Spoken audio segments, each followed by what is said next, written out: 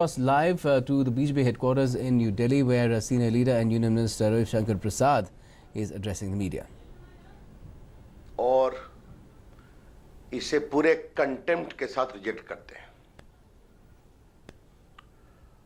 अगर उनके खिलाफ कोई डिपॉजिट को लेकर एक रूटीन ईडी कार्रवाई कर रही है, तो इसको लेकर इतनी बौखलाहट क्यों है? बड़ा सवाल यह आता है,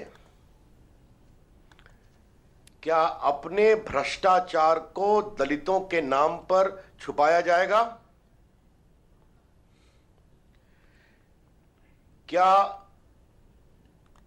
अपने द्वारा बड़ी संख्या में नोटबंदी के बाद जो सैकड़ों करोड़ रुपए जमा किए गए हैं, उसे दलितों के खिलाफ विरोध बताया जाएगा? क्या कहना चाह रही है मायावती जी कि मेरा भ्रष्टाचार दलितों के खिलाफ संघर्ष माना जाएगा?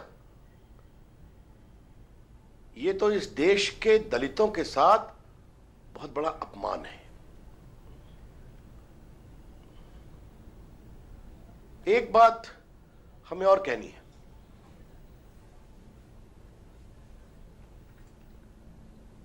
उनके द्वारा जो वक्तव्य आए हैं, ये सब अखबारों का रिएक्शन है। हमने तो कुछ नहीं कहा। No official comment by the party. Media में, अखबारों में सारे विषय है कि इतने डिपॉजिट 104 करोड़ से अधिक वहां हुए हैं, उनके परिवार के लोगों के अकाउंट में बड़ी राशि जमा की गई है। तो मीडिया के रिपोर्ट पर उन्होंने रिएक्ट किया है। हमारी ओर से कोई टिप्पणी नहीं हुई है। दूसरी बात यह है कि उन्होंने डिपॉजिट को डिनाई नहीं किया है। जो पैसे जमा हुए उसको डिनाई नहीं किया है। तो इससे और एक बड़ा सवाल उठता है, is it a normal donation और मनी कन्वर्जन? यह अवश्य सवाल उठता है और बहुत लाजिमी सवाल उठता है कि यह एक पॉलिटिकल पार्टी को दिया गया सामान्य सहयोग है या पैसा बदलने की कवायद है।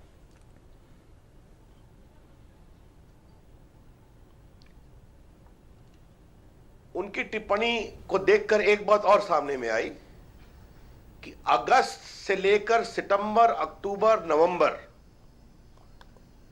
के बीच में छोटे छोटे नोट आए थे। चूंकि उनके सहयोगी छोटे नोट को लेकर चलने में कठिनाई होती है, इसलिए उसको 500, 1000 के नोट में कन्वर्ट किया गया।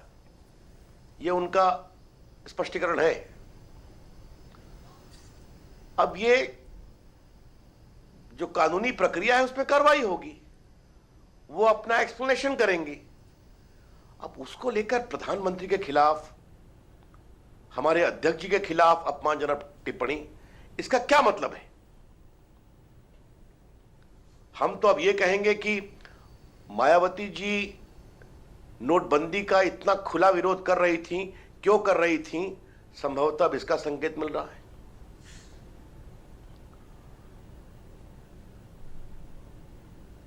उनके द्वारा भी और उनकी पार्टी के द्वारा बार बार यह कमेंट किया गया कि कुछ समय दिया जाता लोगों को,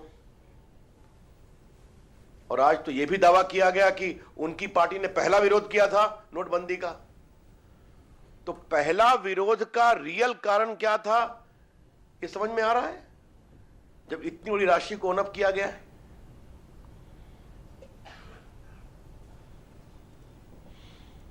कुछ स्टिंग भी हुआ था, आपको मालूम है,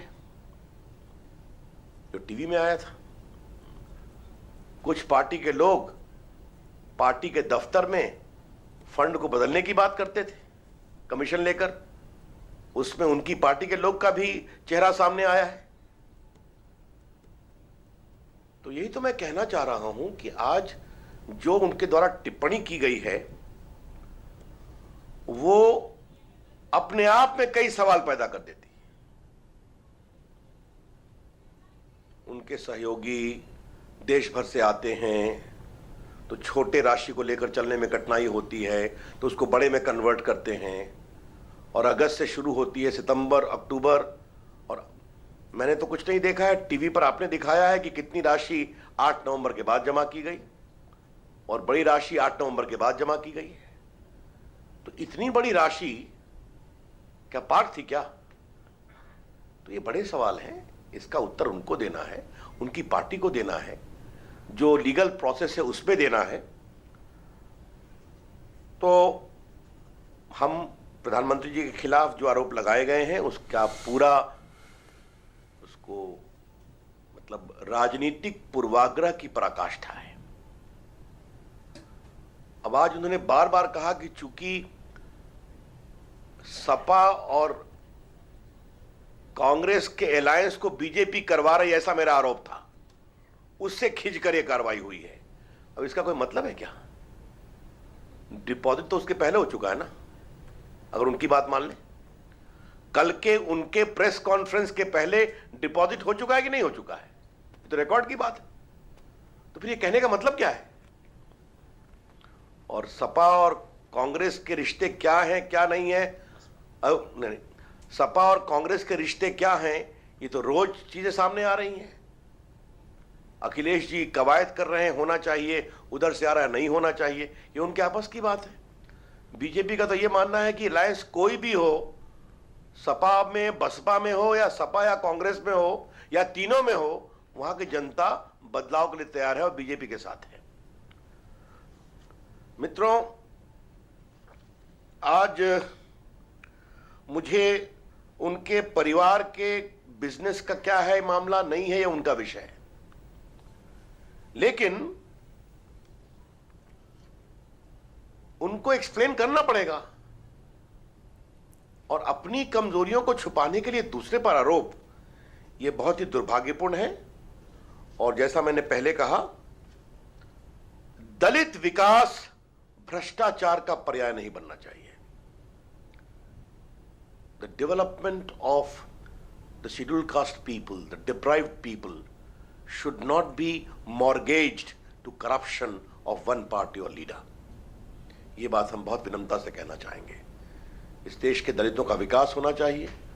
हमारी सरकार स्वयं इस दिशा में बहुत प्रयास कर रही है, लेकिन बार बार अपनी गड़बड़ी, अपना भ्रष्टाचार, अपनी कमजोरी, जब भी कानून कुछ कार्रवाई करे तो दलितों के साथ अत्याचार हो रहा है, यह बहुत ही दुर्भाग्यपूर्ण है। हम इसकी भी निंदा करते हैं। बस मुझे अपनी ओर से इतना ही कहना था उनकी टिप्पणी पर।